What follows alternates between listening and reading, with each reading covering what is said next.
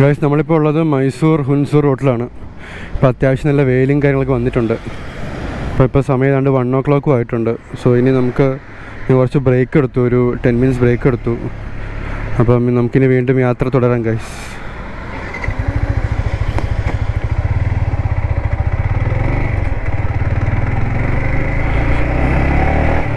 പക്ഷേ ഈ മൈസൂർ ഹുൻസൂർ റോഡ് എന്ന് പറയുന്നത് നല്ലൊരു അടിപൊളി സീനിക് റൂട്ടാണ്. നമുക്ക് രണ്ട് സൈഡിലും നല്ല മരങ്ങളൊക്കെ കാണാൻ പറ്റും. ഇപ്പോൾ നല്ല തണലാണ് ഈ വഴി പോകുമ്പം.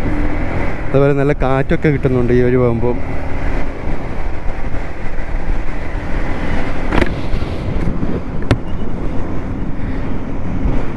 നമുക്ക് ആ സൈഡ് നോക്കുവാണെങ്കിൽ കണിക്കൊന്നൊക്കെ പൂത്തിരിക്കുന്നത് കാണാം. അപ്പോൾ നല്ലൊരു എസ്തറ്റിക് വൈബാണ് ഈ ഒരു വഴി പോകുമ്പം.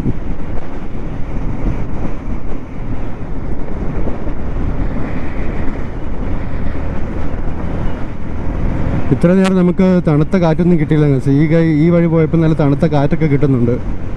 ഇത്രയും നേരം നമ്മൾ ഹൈവേ കൂടെ അല്ലേ വന്നത്. അപ്പം ഹൈവേ കൂടെ വന്നുകൊണ്ട് വളരെ ഓപ്പൺ ആയിട്ടുള്ള റോഡായിരുന്നു. സോ നമുക്ക് അത്രയും ഒരു തണുത്ത എഫക്റ്റ് ഒന്നും കിട്ടിയിട്ടില്ലായിരുന്നു. ഇപ്പോൾ നല്ല തണുത്ത കാറ്റൊക്കെ വരുന്നുണ്ട്. കാരണം ഞാൻ ഈ റൈനോക്സിൻ്റെ ജാക്കറ്റ് ഇട്ടതിന് ശേഷം ഭയങ്കരമായിട്ട് ഉള്ളിൽ ഉഷ്ണമാണ് ഗൈസ്. അപ്പോൾ ഉള്ളിൽ ഭയങ്കര ഉഷ്ണമാണ്. പുറത്താണെങ്കിൽ അധികം ചെറുതായിട്ടൊരു വെയിലൊക്കെ ഉണ്ട്. എന്നിരുന്നാലും ഇപ്പോൾ ഈ മരങ്ങളൊക്കെ ഉള്ളതുകൊണ്ട് നല്ലൊരു തണുത്ത കാറ്റൊക്കെ കിട്ടുന്നുണ്ട്. നമുക്കിനി ഒരു 200 kilometers കൂടെ യാത്ര ചെയ്യാനുണ്ട്.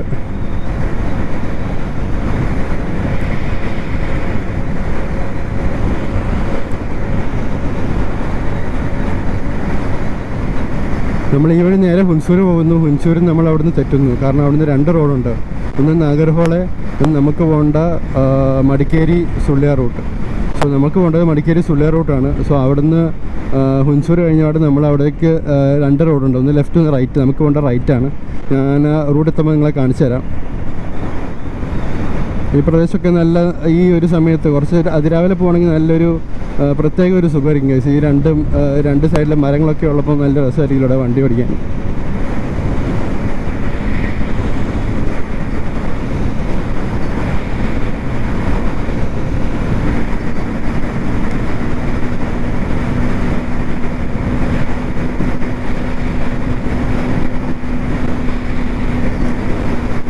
നമ്മളിപ്പോൾ 7000 RPM കഴിഞ്ഞു. 7000 RPM കഴിഞ്ഞപ്പോഴേക്കും VV ആക്ച്വേറ്റ് ആയിട്ടുണ്ട്. സോ ഇപ്പം 7500 RPM വണ്ടി ഓടുന്നത്. സോ 7000 RPM VV ആക്ച്വേറ്റ് ആവുന്നത്.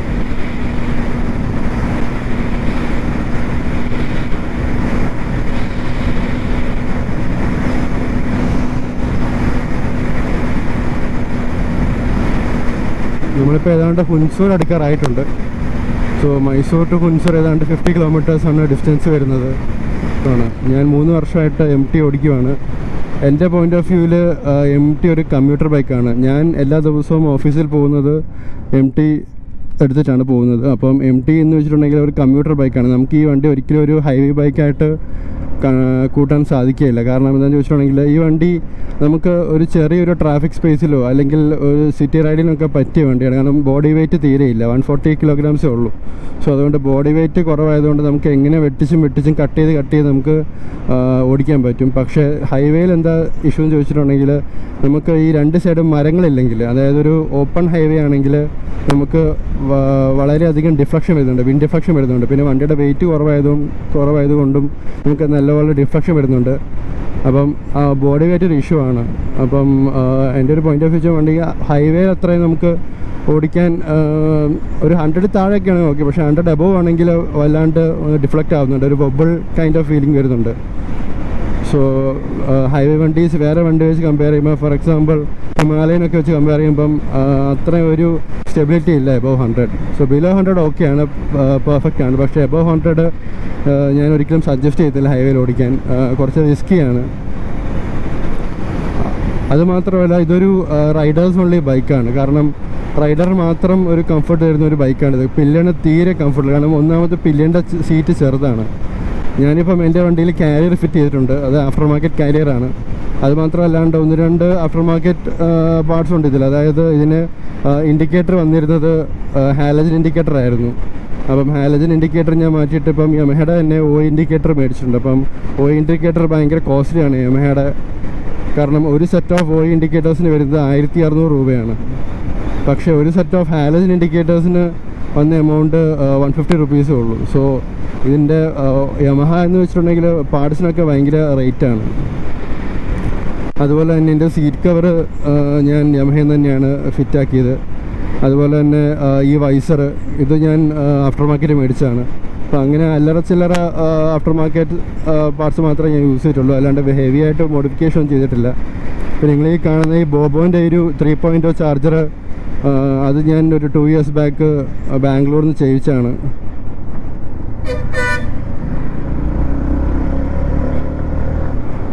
സോ ഇതാണ് ഒരു വർത്തായിട്ട് തോന്നിയിരിക്കുന്നത്. പക്ഷേ ഇപ്പം എന്താ പ്രശ്നം ചോദിച്ചിട്ടുണ്ടെങ്കിൽ ഇപ്പം എല്ലാ ചാർജറും USB C ടൈപ്പാണ് വരുന്നത്. പക്ഷേ ഇത് USB A ടൈപ്പാണ്. സോ അതിൻ്റെ ഒരു ഇഷ്യൂ കൂടെ ഉണ്ട്. ഇപ്പോൾ C ടൈപ്പ് ആണെങ്കിൽ കുറച്ചുകൂടെ ബെറ്റർ ആയിരുന്നു. ഇപ്പം A ടൈപ്പ് ആയതുകൊണ്ട് നമുക്ക് എല്ലാ ഫോണും ഐഫോണൊന്നും ചാർജ് ചെയ്യാൻ പറ്റത്തില്ല. ഇപ്പോഴേ വരുന്ന സ്മാർട്ട് ഫോണും ചാർജ് ചെയ്യാൻ പറ്റത്തില്ല, കാരണം C2C ആണല്ലേ വരുന്നത്. സോ അങ്ങനത്തെ ഒരു ഇഷ്യൂ കൂടെ ഉണ്ട്.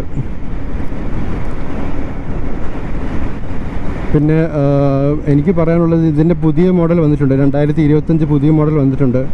അതിൻ്റെ ഓൺ ദ റോഡ് വരുന്നത് ഏകദേശം 2,30,000 വരുന്നത് ബാംഗ്ലൂർ.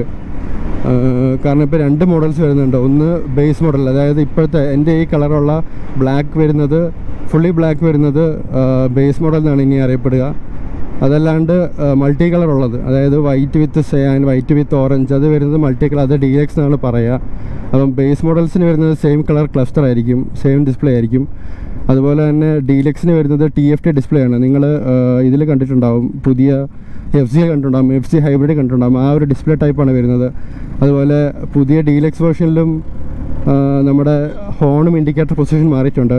ഈ വണ്ടിയിൽ ഇൻഡിക്കേറ്റർ പൊസിഷൻ വരുന്നത് താഴെയാണ്, ഹോൺ മുകളിലും. പക്ഷേ പുതിയ MT-15 2025 MT-15 ഹോൺ വരുന്നത് താഴെയും ഇൻഡിക്കേറ്റർ വരുന്നത് മുകളിലുമാണ്. എന്നോട് എൻ്റെ പല ഫ്രണ്ട്സ് പറഞ്ഞിട്ടുണ്ട് ഈ വണ്ടിയുടെ മാത്രം ഇൻഡിക്കേറ്റർ പൊസിഷനും ഹോൺ പൊസിഷനും വളരെ ഡിഫറെൻ്റ് ആയിട്ടുണ്ട്. അപ്പോൾ പെട്ടെന്ന് അവർക്ക് ഹോൺ അടിക്കാൻ പറ്റുന്നില്ലായിരുന്നു. അപ്പോൾ അങ്ങനത്തെ കുറേ ഇഷ്യൂസൊക്കെ ഉണ്ടായിരുന്നു. അതിപ്പം പുതിയ ഡീലക്സ് വേർഷനിൽ അവർ യമഹ റെക്ടിഫൈ ചെയ്തിട്ടുണ്ട്. അപ്പോൾ അങ്ങനത്തെ കുറച്ച് അപ്ഡേറ്റ്സ് ആയിട്ട് വന്നിട്ടുണ്ട്. അതുപോലെ തന്നെ പുതിയ യമഹ ഡീലക്സിൽ ഇവിടെ നമുക്ക് ലെഫ്റ്റ് ഹാൻഡിൽ കാണാൻ പറ്റുന്ന ഒരു 4 ടൈപ്പ് നാവിഗേഷൻ കീ വന്നിട്ടുണ്ട്. ഇപ്പം ഈ ഒരു സെറ്റപ്പ് അല്ലാണ്ട് 4 ടൈപ്പ് നാവിഗേഷൻ കീ വന്നിട്ടുണ്ട്. അതുപോലെ തന്നെ ട്രാക്ഷൻ കൺട്രോളും ഡുവൽ ചാനൽ ABS വന്നിട്ടുണ്ട് പുതിയ MT-15 വേർഷൻ 2 2025 മോഡലിൽ. അതുപോലെ തന്നെ ഒരു സ്റ്റാർട്ട് സ്റ്റോപ്പ് സ്വിച്ചും വന്നിട്ടുണ്ട്. സ്റ്റാർട്ട് സ്റ്റോപ്പ് മറ്റേ ജനറേറ്റർ ISG ഉള്ള ഇൻ്റർഗ്രേറ്റർ സ്റ്റാർട്ടർ ജനറേറ്റർ ഉള്ള ഒരു ഹൈബ്രിഡ് വേർഷൻ പോലത്തെ ഒരു സംഭവം കൂടെ വന്നിട്ടുണ്ട് പുതിയ MT-15.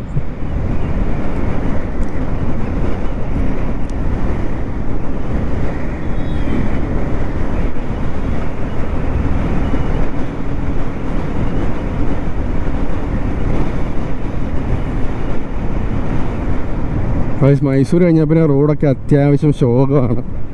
ഇപ്പം റോഡിൽ കുറേ കുണ്ടും കുഴിയൊക്കെ കാണാൻ സാധിക്കുന്നുണ്ട്.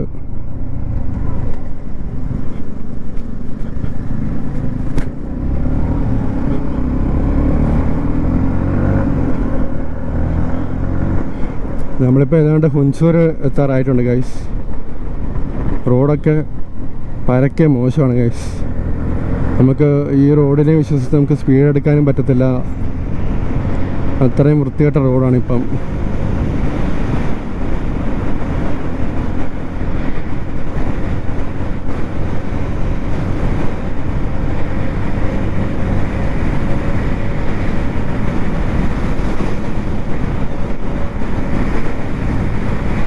പോരാത്തതിന് ഓരോ 500 മീറ്റർ കൂടുമ്പോൾ ഇവിടെ സ്പീഡ് ബ്രേക്കർ ഉണ്ട്. സോ നമുക്ക് അധികം സ്പീഡിലും പോകാൻ പറ്റത്തില്ല, അത് വേറൊരു ഇഷ്യൂ ആണ്. എന്താ അതേ വന്നു അടുത്ത സ്പീഡ് ബ്രേക്കർ. അയ്യോ അയ്യോ അയ്യോ.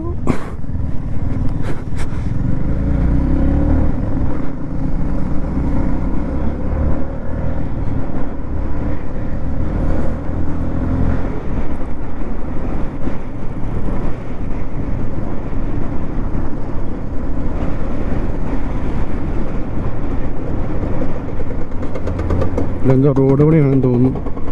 വീണ്ടും റോഡൊക്കെ പൊളിച്ചിട്ടിട്ടുണ്ട്. ഇനി എപ്പോഴാണോ റോഡൊക്കെ വീണ്ടും പണി നടക്കുന്നതെന്ന് അറിയത്തില്ല.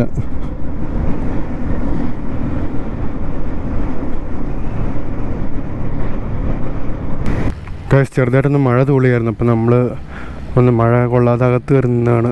നമുക്കിനി നമ്മുടെ യാത്ര തുടരാം. നമ്മളിപ്പോൾ ഹുൻസൂർ കഴിഞ്ഞു ഗൈസ്. ഇനി നമ്മൾ നേരെ പോകുന്നത് മടിക്കേരിയാണ്. മടിക്കേരി വഴി സുള്ളിയ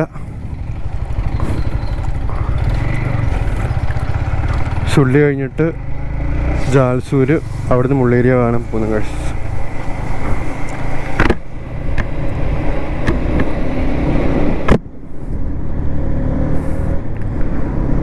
വണ്ടിയുടെ ഫ്യൂൽ ഏതാണ്ട് ഹാഫ് ടാങ്ക് ആയിട്ടുണ്ട്. നമ്മളിപ്പോൾ ഏതാണ്ട് ഒരു 200 കിലോമീറ്റർ കവർ ചെയ്തിട്ടുണ്ട്. ഇപ്പോൾ തന്നെ വണ്ടിയുടെ ഫ്യൂൽ ടാങ്ക് ഹാഫ് ആയിട്ടുണ്ട്.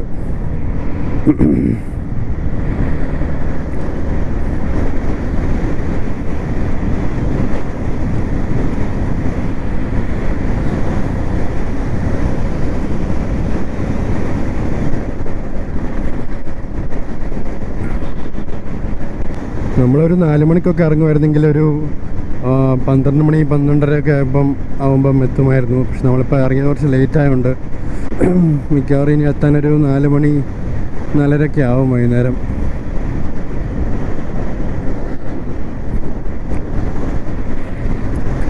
ഇവിടെ അത്യാവശ്യം ക്ലൗഡിയാണ്, ഇടയ്ക്ക് മഴയൊക്കെ ചാറുന്നുണ്ട്. നമ്മുടെ ഗോപ്രോ വാട്ടർ പ്രൂഫ് അല്ല, അതുകൊണ്ട് ചിലപ്പം ഗോപ്രോയ്ക്കും പണി കിട്ടാൻ ചാൻസ് ഉണ്ട്. അപ്പോൾ നല്ലൊരു മഴ പെയ്യുവാണെങ്കിൽ ഞാൻ ഗോപ്രോ എടുത്തിട്ട് തിരിച്ച് വെക്കുന്നതായിരിക്കും. സംഭവം വെച്ചിട്ടുണ്ടെങ്കിൽ ഗോപ്രോയിൽ വെള്ളം കയറുന്നൊരു ഇഷ്യൂ വരുന്നുണ്ട് ഇപ്പം. സോ വെള്ളം കയറുവാണെങ്കിൽ പിന്നെ വിഷ്വൽസൊക്കെ ഭയങ്കര ഫോഗി ആയിരിക്കും. സോ മഴ പെയ്യരുതെന്ന് പ്രാർത്ഥിക്കാം. നമുക്കിനി ഓൾമോസ്റ്റ് ഒരു 100 കിലോമീറ്റേഴ്സോടെ ഉണ്ടെന്ന് തോന്നുന്നു. വീണ്ടും മഴ ചെറുതായിട്ട് തൂളുന്നുണ്ട് ഗൈസ്. പണി വരുന്നുണ്ട് ഗൈസ്, നല്ല മഴ. പണിപ്പാളി. നമുക്ക് വേറെ നിവർത്തിയില്ല, എവിടെയെങ്കിലും നിർത്തിയേ പറ്റത്തുള്ളൂ. അല്ലെങ്കിൽ നമ്മൾ മൊത്തം നനഞ്ഞു പോകും.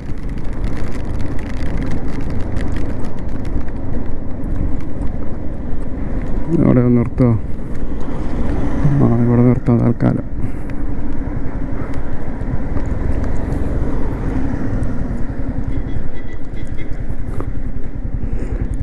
മഴ പെയ്യുന്നുണ്ടെന്ന് ചോദിച്ചിട്ടുണ്ടെങ്കിൽ മഴ തൂളുന്നുണ്ട്.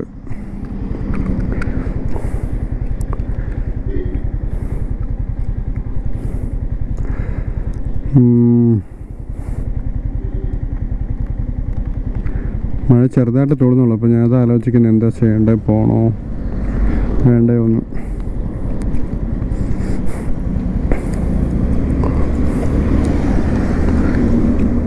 നമുക്കൊരു കാര്യം ചെയ്യാം, നമുക്കൊന്ന് കുറച്ച് ദൂരം പോയി നോക്കാം, കാലാവസ്ഥ എങ്ങനെയുണ്ടെന്ന് നോക്കാം. എന്നിട്ട് നമുക്ക് ആവശ്യമുണ്ടെങ്കിൽ നമുക്ക് എവിടെയെങ്കിലും കയറി നിൽക്കാം.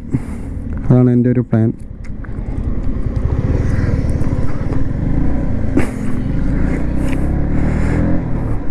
ഓക്കെ, അവിടെയൊക്കെ നല്ല മഴയാണെന്ന് തോന്നുന്നു.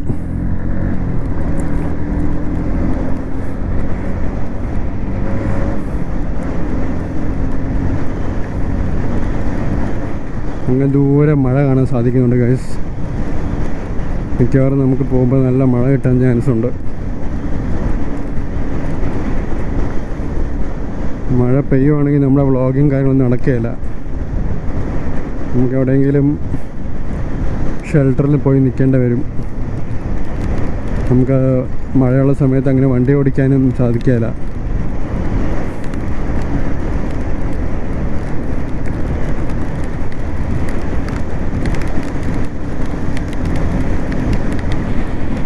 ഗൈസ്, മഴ നല്ല പോലെ പെയ്യുന്നുണ്ട്. നമുക്കിനി ഏതെങ്കിലും ഷെൽട്ടർ ഇട്ടുവാണെങ്കിൽ അവിടെ പോയി നിൽക്കാം ഗൈസ്.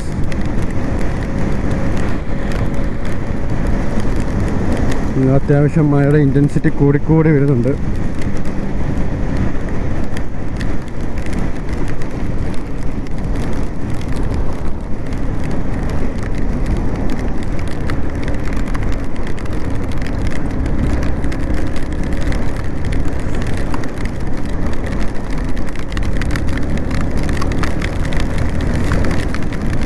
ഗൈസ്, പെട്ടു ഗൈസ്, നല്ല മഴ. നല്ല മഴ എന്ന് വെച്ചാൽ നല്ല മഴ, ഒരു രക്ഷയില്ലാത്ത മഴ. നമുക്ക് ആ ഷോപ്പിൽ കയറി നിൽക്കാം. നല്ല കട്ട മഴയാണ് ഗൈസ്, ഒരു രക്ഷയില്ല ഗൈസ്. മൂഞ്ചി. സാരില്ലടാ, നീ എവിടെ പരിപാടി അവതരിപ്പിച്ചാലും ഇത് തന്നെയാണല്ലോ നിന്റെ വിധി.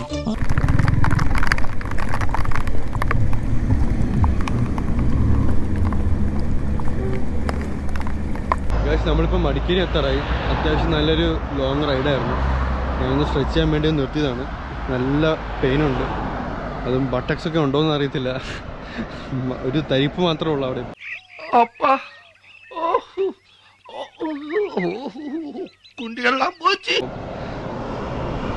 ഇനി ഏതായാലും ഇവിടുന്ന് ഒരു 2 hours 40 minutes കൂടെ ബാക്കിയുണ്ട്.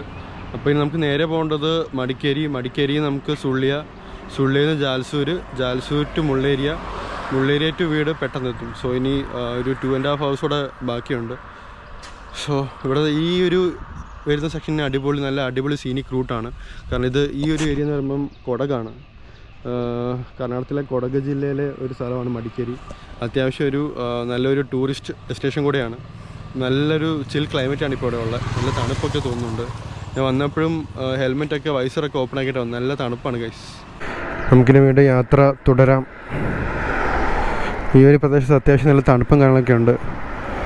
നമുക്ക് ആ സൈഡിൽ തോട്ടങ്ങളൊക്കെ കാണാം. ഇനി കുറച്ചുകൂടെ ദൂരം പോവുകയാണെങ്കിൽ നമുക്ക് കോഫി എസ്റ്റേറ്റൊക്കെ കാണാൻ സാധിക്കും ഗൈസ്.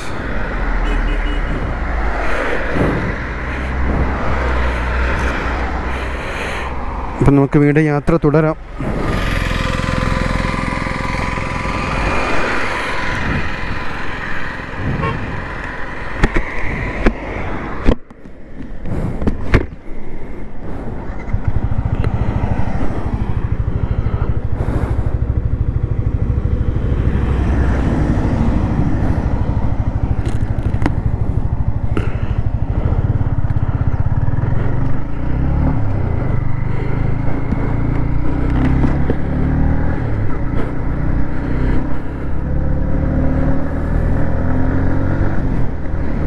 ഇതിലൂടെ യാത്ര ചെയ്യുമ്പം നല്ലൊരു തണുപ്പൊക്കെ അനുഭവപ്പെടുന്നുണ്ട്. നല്ല തണുത്ത കാറ്റൊക്കെ നമുക്ക് കിട്ടുന്നുണ്ട്. 2 സൈഡിലും മരങ്ങളൊക്കെ ആയതുകൊണ്ട് നല്ല രസമുണ്ട് ഈ വഴിക്കൂടെ റൈഡ് ചെയ്യാൻ വേണ്ടിയിട്ട്.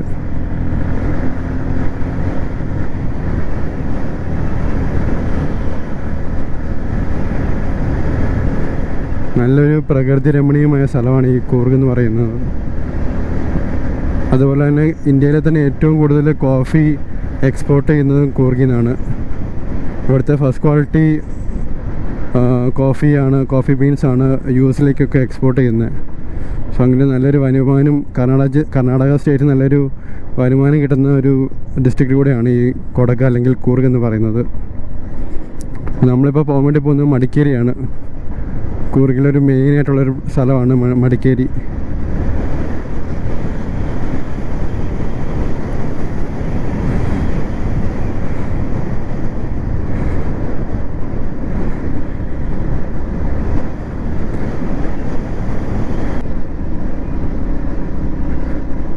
രാജ്യത്ത് തന്നെ one of the finest coffee beans ഇവിടെയാണ് ഉൽപ്പാദിപ്പിക്കുന്നത്.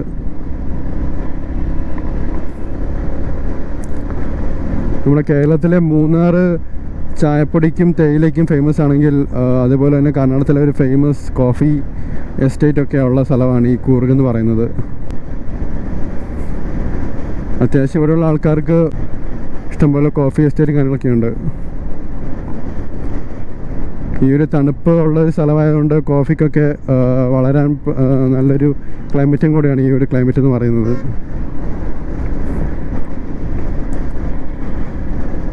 നമ്മൾ മടിക്കേരി എത്തിയിട്ടുണ്ട്. നമുക്ക് പോകേണ്ടത് നേരെയാണ്. അപ്പം നമ്മളേതായാലും മടിക്കേരി വരെ വന്ന സ്ഥിതിക്ക് നമുക്ക് ഇവിടുന്ന് ഒരു കോഫി കുടിച്ചിട്ട് പോവാം.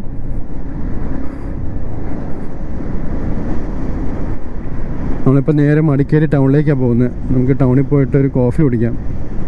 കോഫി കുടിച്ച് നമ്മുടെ യാത്ര തുടരാം. അപ്പോൾ ഈ ഇവിടുത്തെ ഒരു അന്തരീക്ഷം എന്ന് പറയുന്നത് അത്യാവശ്യം നല്ലൊരു തണുത്ത അന്തരീക്ഷമാണ്. നല്ല തണുത്ത കാറ്റൊക്കെ ഇങ്ങനെ അടിക്കുന്നുണ്ട് ഗൈസ്. നമുക്ക് നല്ലൊരു കഫേ നോക്കാം. ഇവിടുത്തെ കോഫി വളരെ പേരായിട്ട് കോഫിയാണ്. സോ ഇവിടുത്തെ ഫിൽറ്റർ കോഫി നിൽക്കുന്ന ട്രൈ ചെയ്യാം.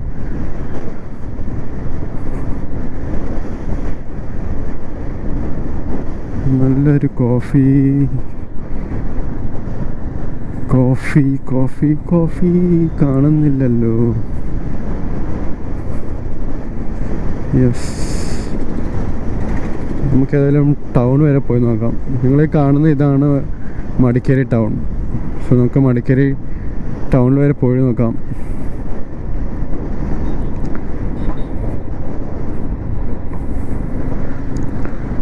ഇപ്പോൾ ഇവിടെ നല്ല തണുപ്പാണ് ഗൈസ്.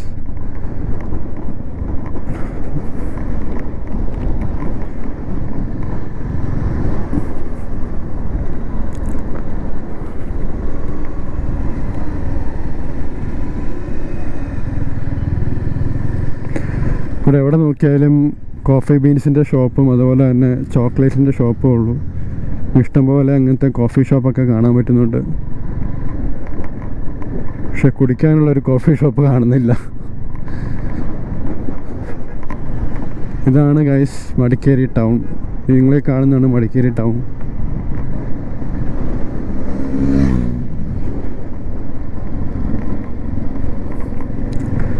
നമുക്കിവിടുന്ന് പോകേണ്ടത് ഇവിടുന്ന് ലെഫ്റ്റിലേക്കാണ്. അതാണ് സുള്ളിയ റൂട്ട്. നേരെ പോകണമെങ്കിൽ വിരാജ്പേട്ട. നമുക്കേതായാലും ടൗണിൽ പോയിട്ട് കാപ്പി കുടിക്കാം.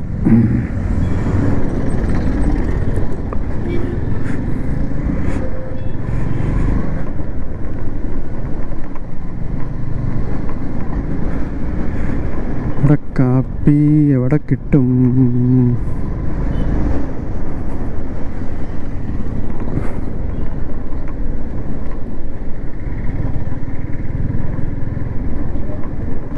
യെസ് ഗൈസ്, ഞാൻ മുമ്പ് വന്നപ്പോൾ ഇവിടെ ഒരു ഷോപ്പിൽ നിന്ന് നിർത്തി ചായ കാപ്പി കുടിച്ചിട്ടുണ്ടായിരുന്നു. നമുക്ക് അവിടെ തന്നെ കയറി ഇത്തവണയും കാപ്പി കുടിക്കാം. ഉടുപ്പി ഗാർഡൻ.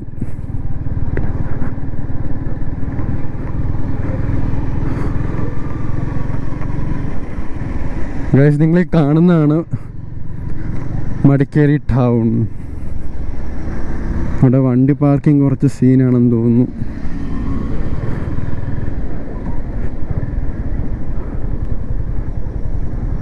നമുക്കൊരു കാര്യം ചെയ്യാം. നേരത്തെ കണ്ട ആ ഉടുപ്പി ഗാർഡനിൽ പോയിട്ട് നമുക്ക് കാപ്പി കുടിക്കാം.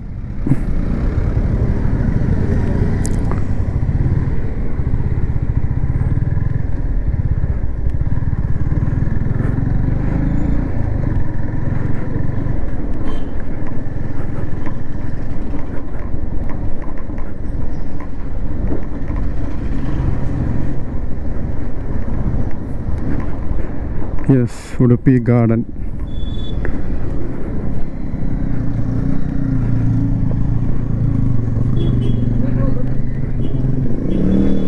ഇവിടെ അത്യാവശ്യം നല്ലൊരു പാർക്കിംഗ് സ്പോട്ട് കിട്ടിയിട്ടുണ്ട്. അടിപൊളി ഗൈസ്. നിങ്ങളീ കാണുന്നതാണ് മടിക്കേരി ടൗൺ. ഇത് കാണുമ്പോൾ നമുക്ക് നോർത്ത് ഈസ്റ്റിനൊക്കെ ഒരു പിക്ചർ കിട്ടുന്നില്ല ഗൈസ്. അവിടെ ഹോം മെയ്ഡ് ചോക്ലേറ്റിൻ്റെ ഷോപ്പുണ്ട്. അതുപോലെ തന്നെ കോഫി ബീൻസിൻ്റെ കോഫി പൗഡറിൻ്റെ ഒക്കെ ഷോപ്പും കാര്യങ്ങളൊക്കെ ഉണ്ട്. നമുക്കതിലൂടെ പോയിട്ട് നല്ല അടിപൊളി കാപ്പി കുടിക്കാം. കൊടക് കാപ്പി.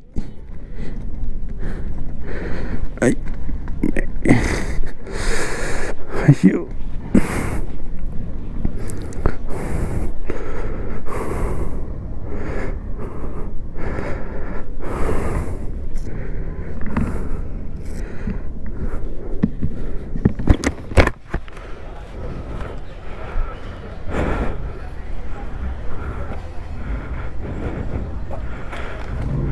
ഓക്കെ, വണ്ടി ലോക്ക് ചെയ്തു.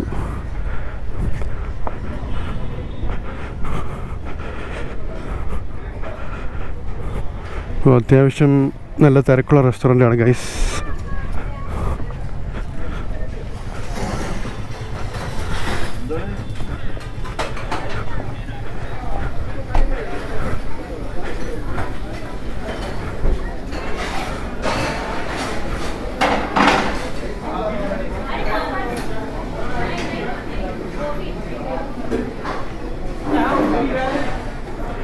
ഗൈസ്, അപ്പോൾ നമ്മൾ ഇവിടുന്ന് കോഫി കുടിച്ചു, അതുപോലെ തന്നെ ഒരു മുളക് ബജി കഴിച്ചു. അപ്പോൾ ഇതാണ് ഞാൻ ഫുഡ് കഴിച്ച ഉടുപ്പി ഗാർഡൻ.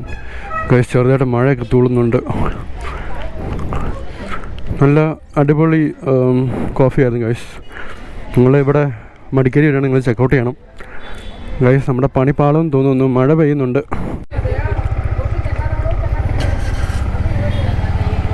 ഗൈസ്, അപ്പം നമ്മൾ ആ ഉടുപ്പി ഗാർഡൻ ഇറങ്ങി നമ്മൾ നേരെ ഇനി ജാൽസൂർ പഠിക്കുവാണ്.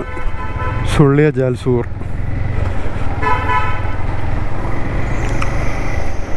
ഗൈസ്, ചെറുതായിട്ട് മഴ തൂളുന്നുണ്ട്. മിക്കവാറും ഞാൻ നനഞ്ഞു പോകേണ്ടി വരും.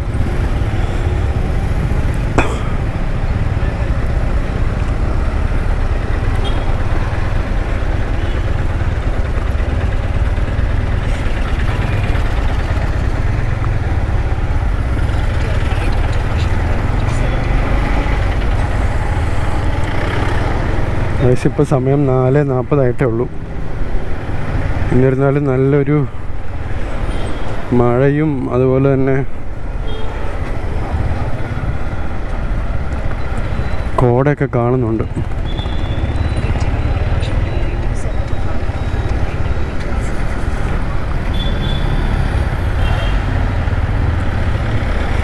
നമ്മളിനി ചുരം ഇറങ്ങാൻ വേണ്ടി പോവാണ് ഗൈസ്.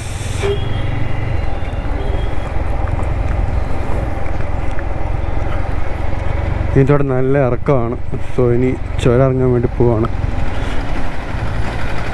നമുക്കിനി മാപ്പിൻ്റെ ആവശ്യമില്ല. സോ ഫോണെടുത്ത് അകത്ത് വെച്ചേക്കാം.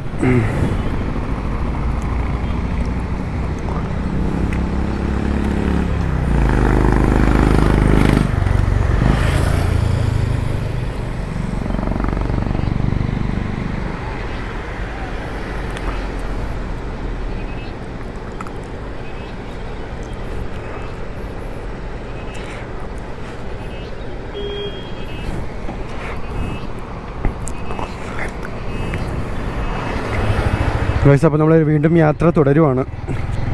So now Madikeri to Sullia, Sullia to Jalsoor, Jalsoor to Mulleria, Mulleria to വീട്.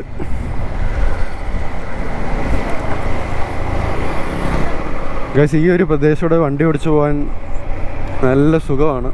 നല്ല തണുത്ത കാറ്റും ചെറുതായിട്ട് മഴയും തൂളുന്നുണ്ട്.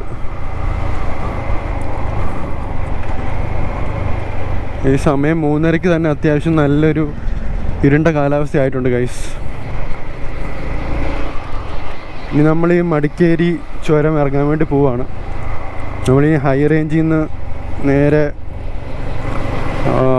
ഫ്ലാറ്റായ സർഫസിലേക്ക് പോവാണ്. സോ ഇനി ഗൈസ് മഴ തൂളുന്നുണ്ട്. ഞാൻ ഏറെക്കുറെ പെട്ടു എന്നാണ് തോന്നുന്നത്. ഇവിടെ എങ്ങാനും ഒരു മഴ പെയ്യുവാണെങ്കിൽ ഒരു ഷെൽട്ടർ പോലും ഇല്ല ഗൈസ്. ഗൈസ്, മഴ തൂളുന്നുണ്ട്. പോകുന്തോറും മഴയുടെ കനം കൂടിക്കൂടി വരികയാണ് ഗൈസ്.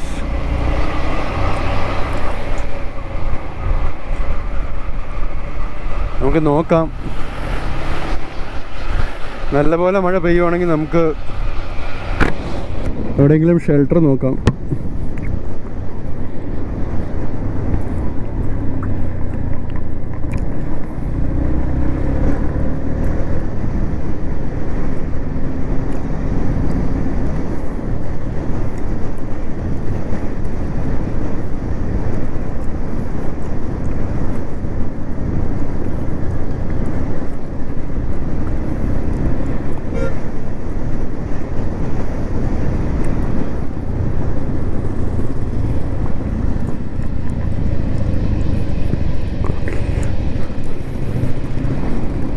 നമുക്ക് മടിക്കേരി ഹൈ റേഞ്ച് നമുക്ക് ഹെയർ പിൻ ബെൻഡൊന്നും വരുന്നില്ല. പക്ഷേ അത്യാവശ്യം ഈ ഗാർഡ് സെക്ഷൻ പോലത്തെ റോഡൊക്കെ വരുന്നുണ്ട്. നല്ല വളവൊക്കെയാണ് വരുന്നത്.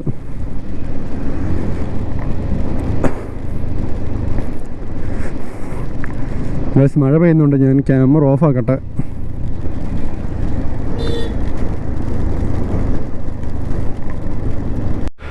ഗൈസ്, ചെറുതായിട്ട് മഴ പൊടിയുന്നുണ്ട്. ഇപ്പം നമ്മളൊരു ഷെൽട്ടറിൽ നിൽക്കുവാണ്. ഇതാണ് തലക്കാവേരി പോകുന്ന വഴി, അതായത് ഭാഗമണ്ഡലം എന്ന് പറയും. അപ്പം ഇതാണ് തലക്കാവേരി, അതായത് കാവേരി നദിയുടെ സ്റ്റാർട്ടിങ് ഇവിടെയാണ്. നമുക്ക് കൊണ്ട് അങ്ങോട്ടേക്കാണ്. നമ്മൾ താഴേക്ക് ഒരു 28 കിലോമീറ്റേഴ്സ് പോകണമെങ്കിൽ നമുക്ക് തലക്കാവരി എത്താൻ പറ്റും.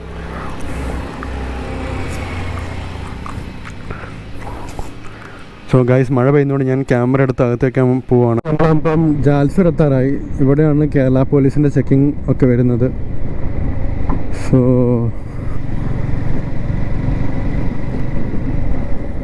ഓൾസോ ഇവിടെയാണ് ബോർഡറും വരുന്നത്. അപ്പോൾ പോലീസുകാരൊന്നും കാണുന്നില്ല. നമുക്ക് ഇവിടുന്ന് ലെഫ്റ്റാണ് പോകേണ്ടത് നമ്മുടെ പ്ലേസിലേക്ക്, അതായത് മുള്ളേരിയ.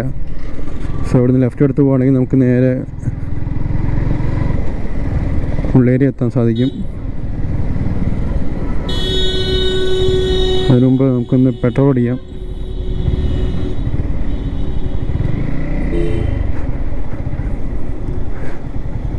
ഇവിടെ പെട്രോളിന് 102. അയ്യോ,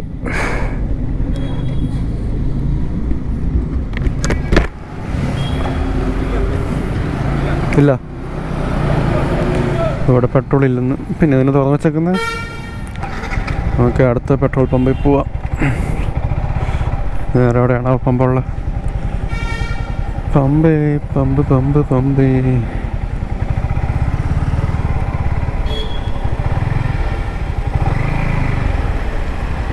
ഇവിടെ വേറെ പമ്പ് എവിടെ ഉള്ള? പെട്രോൾ പമ്പ് എവിടെ ഉള്ള? പൈച്ചർ പോകണം. വേറെ അടുത്ത കേരള കാലിമുക്ക. ഓക്കെ.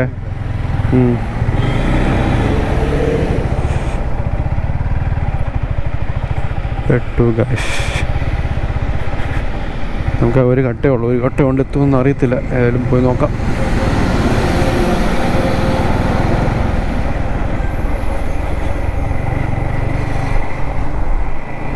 അപ്പം നമ്മളിപ്പം കേരള ബോർഡർ, കേരള കർണാടക ബോർഡറാണ് ഗൈസ് എത്തിക്കൊണ്ടിരിക്കുന്നത്.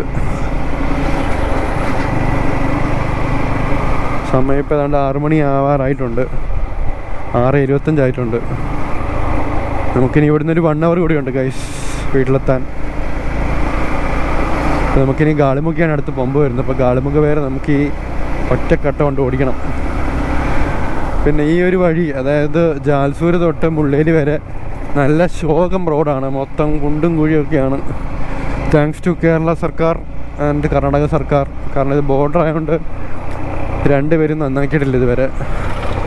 അപ്പോൾ ഇത് അവരുടെ ഉത്തരവാദിത്തമാണ് ഈ വഴി നന്നാക്കാനുള്ളത്. പറ്റ മോശമാണ് ഈ വഴി. ഇനി കുറച്ചുകൂടെയൊക്കെ പോകുമ്പോൾ റോഡ് തന്നെ ഉണ്ടാവില്ല. വളരെ ശോകം റോഡാണ് ഗൈസ്. നമുക്കിനി ഗാളിമുഖ എത്താൻ ഏതാണ്ട് ഇനി 20-30 കിലോമീറ്റേഴ്സ് ഉണ്ടെന്ന് തോന്നുന്നു. അപ്പോൾ അതുവരെ ഈ സിംഗിൾ കട്ട വെച്ചിട്ട് വേണം വണ്ടി ഓടിക്കാൻ.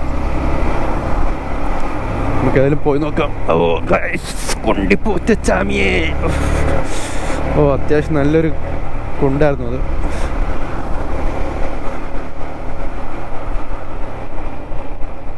കേരള ബോർഡർ ഇടുന്നത് കണ്ടില്ലേ? Welcome to Kerala. ഇവിടെ നിന്നാണ് ശരിക്കും കേരളത്തിൻ്റെ റോഡ് തുടങ്ങുന്നത്. രണ്ട് സൈഡും കാടാണ്. ഇത് ലെഫ്റ്റ് സൈഡ് വരുന്നത് കേരളത്തിൻ്റെ ഫോറസ്റ്റും റൈറ്റ് സൈഡ് വരുന്നത് കർണാടകത്തിൻ്റെ ഫോറസ്റ്റുമാണ്. അപ്പം ഇനി നമുക്ക് കുറച്ച് ദൂരം പോയി കഴിഞ്ഞിട്ട് റോഡൊക്കെ പരക്കെ ശോകമായിരിക്കും. രണ്ട് സൈഡും കാടായതുകൊണ്ട് തീരെ വെളിച്ചമില്ല ഗൈസ്. ഉള്ള ഇരുട്ടാണ്.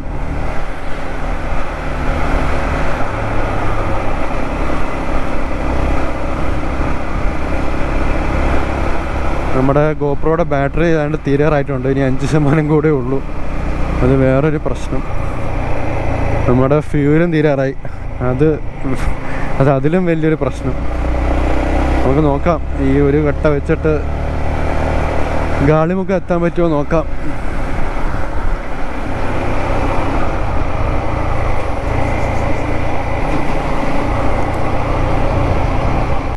ഗൈസ്, നമ്മൾ അവസാനം വീട്ടിലെത്തിയിരിക്കുകയാണ്. നമ്മളേതാണ്ട് ഇന്നൊരു 11 മണിക്കൂർ 30 മിനിറ്റ് എടുത്ത് വീട്ടിലെത്താൻ വേണ്ടിയിട്ട്. ഞാൻ രാവിലെ 8 മണിക്കാണ് അവിടെ നിന്ന് പുറപ്പെടുന്നത്. ബാംഗ്ലൂരിൽ നിന്ന് 8 മണിക്കാണ് പുറപ്പെടുന്നത്. ഇവിടെ എത്തിയപ്പോൾ 7:30 ആയി. എന്താ സംഭവം എന്ന് ചോദിച്ചിട്ടുണ്ടെങ്കിൽ നമുക്കിന്ന് അത്യാവശ്യം മഴ കിട്ടി. അതായത് മൈസൂർ കഴിഞ്ഞിട്ട് ചന്നപ്പട്ടണ എന്ന് പറഞ്ഞ സ്ഥലമുണ്ട്. അപ്പോൾ ചന്നപ്പട്ടയിൽ നല്ലൊരു മഴയായിരുന്നു. അപ്പോൾ അവിടെ ഒരു 45 മിനിറ്റ്സ് അവിടെ നമുക്ക് ഡിലേ ആയി. അതുപോലെ തന്നെ നമ്മൾ മടിക്കേരിയിൽ നിന്ന് കോഫി കുടിച്ചിട്ട് ഗാർഡ് സെക്ഷൻ ഇറങ്ങിയപ്പോൾ ചുരം ഇറങ്ങിയപ്പോൾ നല്ലപോലെ മഴയായിരുന്നു. ഒരു 1-2 മണിക്കൂർ തുടർച്ചയായിട്ട് മഴയായിരുന്നു. അപ്പോൾ അത് മൊത്തം ഞാൻ നനഞ്ഞു പോയി. അതുപോലെ തന്നെ ഞാൻ ലാസ്റ്റ് ഷൂട്ട് ചെയ്തത് നമ്മുടെ കേരള കർണാടക ബോർഡറാണ്, ജാൽസൂർ വഴി കേരള കർണാടക ബോർഡറാണ്. അപ്പോൾ അവിടെ എത്തിയപ്പോഴത്തേക്കും നമ്മുടെ 2 GoPro ബാറ്ററിയും ഡെഡായിപ്പോയി. അതുകൊണ്ട് പിന്നെ വേറൊരു ഓപ്ഷൻ ഇല്ലായിരുന്നു എനിക്ക് വീട് വരെ ഷൂട്ട് ചെയ്യാൻ. അതുപോലെ എനിക്ക് പറയാനുള്ള വേറൊരു കാര്യം എന്ന് വെച്ചിട്ടുണ്ടെങ്കിൽ MTയിൽ ഞാനിത് ആദ്യമായിട്ടല്ല ലോങ് റൈഡൊക്കെ ചെയ്യുന്നത്. പക്ഷേ ഇന്നത്തെ യാത്ര വൻ ശോകമായിരുന്നു. എനിക്ക് നല്ല പെയിനുണ്ട്. അതായത് ഇപ്പോൾ നടുവിനാണെങ്കിലും ബാക്കിലാണെങ്കിലും നല്ല പെയിനുണ്ട്. ബാക്കൊക്കെ അടിച്ച് പഞ്ചറായി പോയി ഗൈസ്, ഒന്നും പറയാനില്ല. എനിക്കാണെങ്കിൽ പെഡലി ഹെൽമെറ്റിൻ്റെയും അതുപോലെ തന്നെ ഈ ഗോപ്രോൻ്റെയും സെറ്റപ്പിൻ്റെയും കുറച്ച് വെയിറ്റ് കൂടിയുണ്ട്. ഹെൽമെറ്റിൻ്റെയും നെക്ക് കുറച്ച് പെയിൻ ഉണ്ട്. അതുപോലെ തന്നെ ബാക്ക് പെയിൻ ഉണ്ട്. അതുപോലെ തന്നെ നല്ലപോലെ ബട്ടക്സൊക്കെ നല്ലപോലെ വേദന ഉണ്ടായിരുന്നു.